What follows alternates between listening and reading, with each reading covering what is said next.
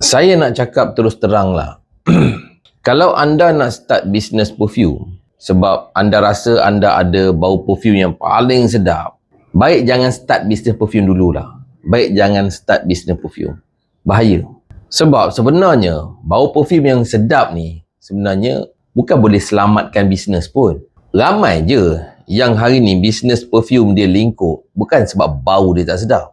Kenapa ramai orang gagal? Sebab dia tak faham benda-benda macam ni lah. Sebab dia tak faham benda-benda macam ni. Ramai yang tak faham. Customer ni sebenarnya dia tak beli pun perfume. Dia beli adalah nilai dan identiti. Isu nombor satu. Ramai yang masuk dalam industri ataupun dalam bisnes ni, tapi dia tak faham pun siapa pembeli dia. Mereka ni, dia pilih wangian tu ikut selera sendiri. Maksudnya macam ni tu. Asalkan sedap, dia test sedap je dia akan beli. Asalkan sedap je dia akan beli. Okey, tak salah pun, benda tu memang betul. Tapi dia kena jawab dulu benda yang lebih penting. Iaitu, siapa yang nak pakai? Dipakai pula waktu bila? Dan kalau nak pakai pun untuk rasa apa? Isu kedua, kan, yang selalu orang buat adalah, dia ingat bisnes perfume ni macam jual botol. Orang kata apa tau? Bila diorang kata, diorang fikir macam ni lah. Okay, beli parti ataupun beli perfume, masuk ke dalam botol kan. Ataupun kalau dekat kalau diorang buat dengan kilang tu lah.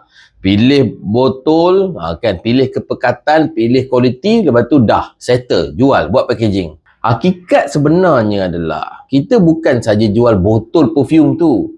Yang kita nak jual juga adalah emosi dan juga persepsi. Dan yang ketiga, orang yang jual perfume ni dia masih tak faham kenapa orang sanggup bayar lebih. Kenapa ada orang sanggup bayar perfume RM20 sebotol dan ada orang sanggup bayar sampai RM300 sebotol. Sebenarnya customer ni dia bukan beli perfume semata-mata. Tapi sebab dia beli adalah dia nak jadi apa.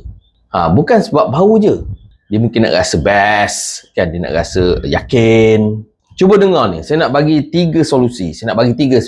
Nombor satu, kita kena faham dulu positioning. Kita kena faham dulu perfume ni untuk siapa. Untuk lelaki rasa confident. Untuk wanita yang elegan. Ataupun untuk buat hadiah. Ataupun hanya untuk kegunaan harian. Daily use. Okay, soalan yang kedua, kita kena tahu, kita kena tanya. Faham value sebelum harga. Jangan tanya berapa nak jual dulu. Kita kena tanya apa nilai yang kita bagi kepada pembeli. Feel good, kita akan bagi feel good. Contohnya kan, mudah dibawa, sesuai digunakan dalam meeting, hilangkan bau badan. Contoh. Dan solusi yang ketiga, faham market sebelum keluar stok. Kita janganlah keluar dulu modal RM10,000, RM20,000 kan, selagi tak faham stok.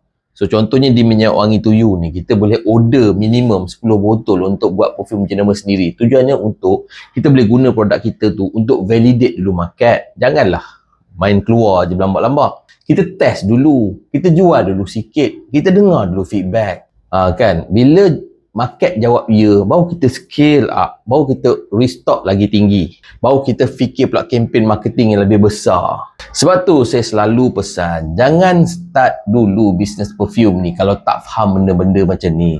Jangan nak beli besar-besar, banyak-banyak punya volume perfume terpengaruh dengan kilang semata-mata kononnya perfume ni boleh bagi pulangan yang besar. Okey, kalau nak belajar bisnes perfume, kan, cara yang betul bukan ikut emosi, insyaAllah. Cuba follow akaun saya.